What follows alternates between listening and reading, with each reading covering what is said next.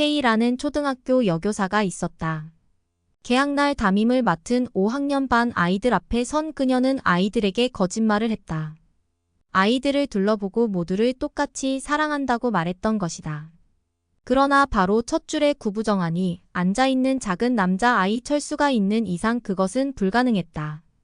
K 선생은 그 전부터 철수를 지켜보며 철수가 다른 아이들과 잘 어울리지 않을 뿐만 아니라 옷도 단정치 못하며 잘 씻지도 않는다는 걸 알게 되었다. 때로는 철수를 보면 기분이 불쾌할 때도 있었다. 끝내는 철수가 낸 시험지에 큰 X 표시를 하고 위에 커다란 빵점을 써넣는 것이 즐겁기까지 한 지경에 이르렀다. K 선생님이 있던 학교에서는 담임 선생님이 아이들의 지난 생활기록부를 다 보도록 되어 있었다. 그러나 그녀는 철수 것을 마지막으로 미뤄두었다. 그러다 철수의 생활기록부를 보고는 깜짝 놀랄 수밖에 없었다. 철수의 1학년 담임 선생님은 이렇게 썼다. 잘 웃고 밝은 아이임. 일을 깔끔하게 잘 마무리하고 예절이 바름. 함께 있으면 즐거운 아이임. 2학년 담임 선생님은 이렇게 썼다. 반 친구들이 좋아하는 훌륭한 학생임. 어머니가 불치병을 앓고 있음. 가정생활이 어려울 것으로 보임. 3학년 담임 선생님은 이렇게 썼다. 어머니가 돌아가셔서 마음고생을 많이 함. 최선을 다하지만 아버지가 별로 관심이 없음.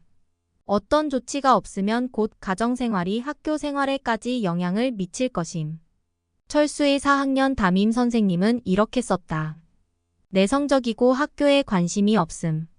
친구가 많지 않고 수업 시간에 잠을 자기도 함.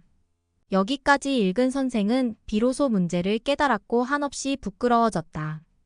반 아이들이 화려한 종이와 예쁜 리본으로 포장한 크리스마스 선물을 가져왔는데 철수의 선물만 식료품 봉투에 두꺼운 갈색 종이로 어설프게 포장되어 있는 것을 보고는 더욱 부끄러워졌다.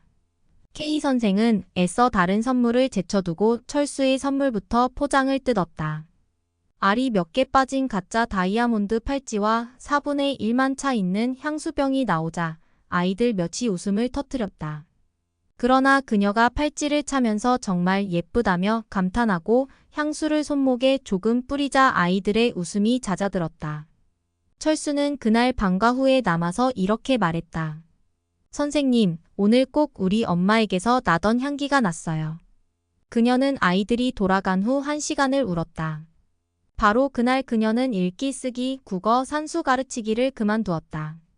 그리고 아이들을 진정으로 가르치기 시작했다. K 선생은 철수를 특별히 대했다. 철수에게 공부를 가르쳐 줄 때면 철수의 눈빛이 살아나는 듯 했다. 그녀가 격려하면 할수록 더 빨리 반응했다. 그해 말이 되자 철수는 반에서 가장 공부를 잘하는 아이가 되었고 모두를 똑같이 사랑하겠다는 거짓말에도 불구하고 가장 귀여워하는 학생이 되었다. 1년 후에 그녀는 교무실 문 아래에서 철수가 쓴 쪽지를 발견했다.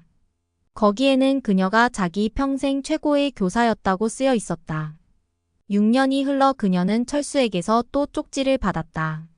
고교를 반 2등으로 졸업했다고 쓰여 있었고 아직도 그녀가 자기 평생 최고의 선생님인 것은 변함이 없다고 쓰여 있었다.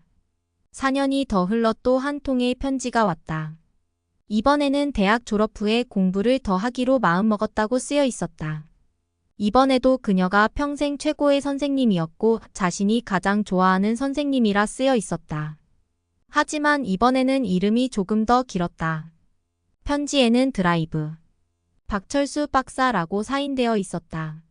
이야기는 여기서 끝나지 않는다. 그해 봄에 또 한 통의 편지가 왔다. 철수는 여자를 만나 결혼하게 되었다고 한다. 아버지는 몇 년 전에 돌아가셨으며 K 선생님에게 신랑의 어머니가 앉는 자리에 앉아줄 수 있는지를 물었다. 그녀는 기꺼이 좋다고 화답했다. 그런 다음 어찌 되었을까? 그녀는 가짜 다이아몬드가 몇 개 빠진 그 팔찌를 차고 어머니와 함께 보낸 마지막 크리스마스에 어머니가 뿌렸었다는 그 향수를 뿌렸다.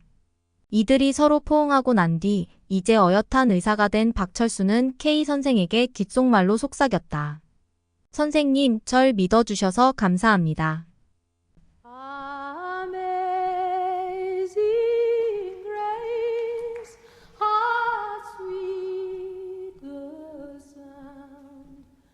Pace